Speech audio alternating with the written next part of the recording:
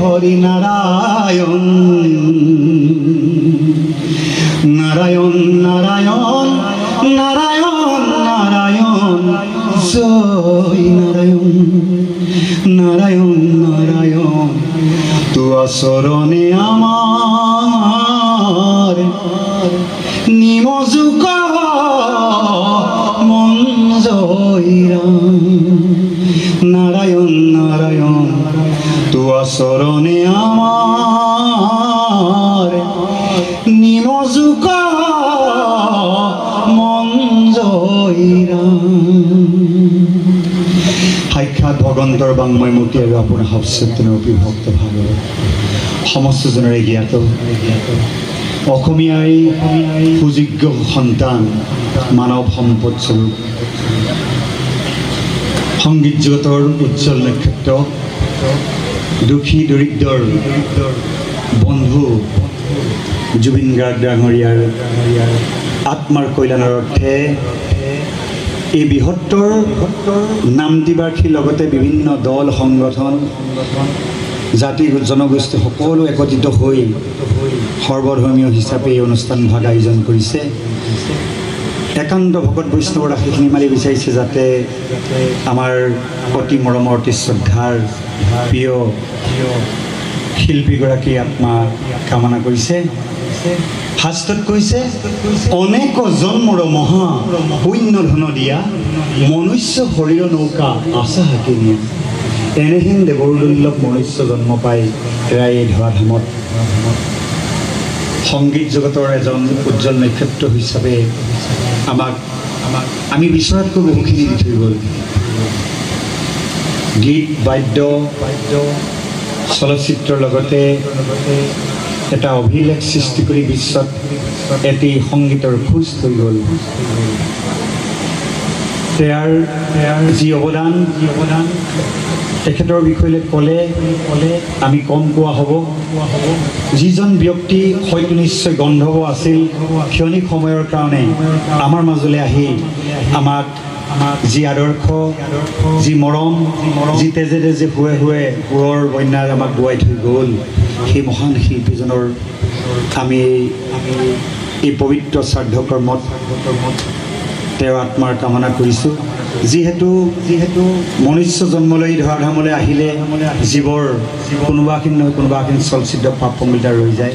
এই সমস্ত চলচিত্ৰ নাশ কৰি আত্মাৰ কল্যাণৰ অৰ্থে প্ৰভু ভগৱন্তৰ পবিত্ৰ নাম মহাপ্ৰভুৰ চৰণত অৰ্পণ কৰা হয়। কাৰণ শাস্ত্ৰত কৈছে নাম সংকীৰ্তনম যস্য সৰ্ব পাপ পনাশনম প্ৰণাম দুখ শ্ৰৱণ তান নমামি হৰিপুৰম। এনেহেন নাম বস্তু চেতন হ'ল নামৰ মহামহিমাৰ যোগেদি তেওঁৰ আত্মা চিৰশান্তি লব্ধমান হওক ভগৱন্তৰ সান্নিধ্য লাভ হওক আৰু অহিষত থকা সমস্ত তেওঁৰ অনুৰাগী আজি বিশ্বৰ বিভিন্ন প্ৰান্তত তেওঁৰ অনুৰাগী সিঁচৰিত হৈ আছে। সকলোৱে তেওঁৰ হৈ আত্মাৰ কল্যাণ কামনা কৰিছে। সকলোকে যাতে তেওঁৰ আদৰ্শে অনুপ্ৰাণিত হ'বলৈ কৃপা মিলক। যিকোনো সময় আমাৰ মাজত থাকিলে সেইকণ সময়তে তেওঁ যি অমূল্য আমাক ধাৰা আমাক দি থৈ গ'ল সেই আদৰ্শ যাতে আমাৰ উঠি অহা প্ৰজন্মই গ্ৰহণ কৰক। বিশেষভাৱে মহাপুৰুষ মাধৱ গুৰুজনাই ঘোষাত নুহু জানা আমি চাৰি জাতি চাৰিও আশ্ৰমী নোহোৱাতি নুহু দানৱত তীৰ্থগামী কিন্তু পূৰ্ণানন্দ সমুদ্ৰৰ গোপী ভদ্ৰা পদ কমলৰ দাসৰো দাস টান দাস হৈলোঁ আমি। মহাপুৰুষ মাধৱ গুৰুজনাই এটি মহৎ অনুভৱ সেই অনুভৱটো জুবিন গাৰ্গৰ ক্ষেত্ৰত খাটিছে বুলি আমি ভাবোঁ। যিহেতু মোৰ কোনো জাতি নাই মোৰ কোনো ধৰ্ম নাই মই মুক্ত এই কথাষাৰ মহাপুৰুষ মাধৱ গুৰুজনাৰ এই ঘোষা জলুকাৰ লগত সংযোগ ঘটিছে।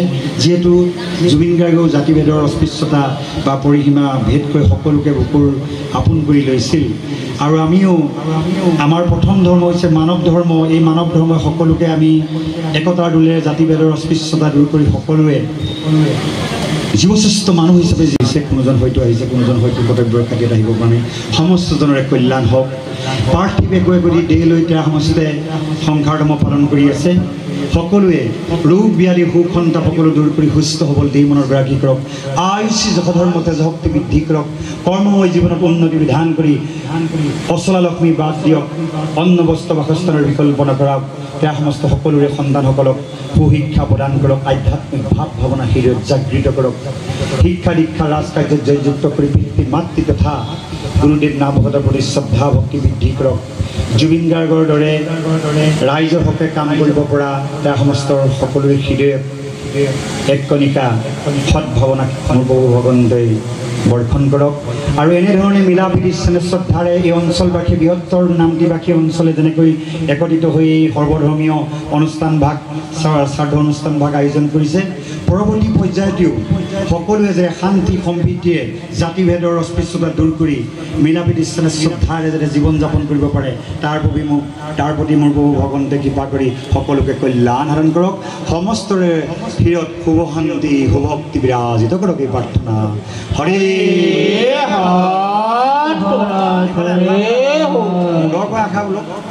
জয়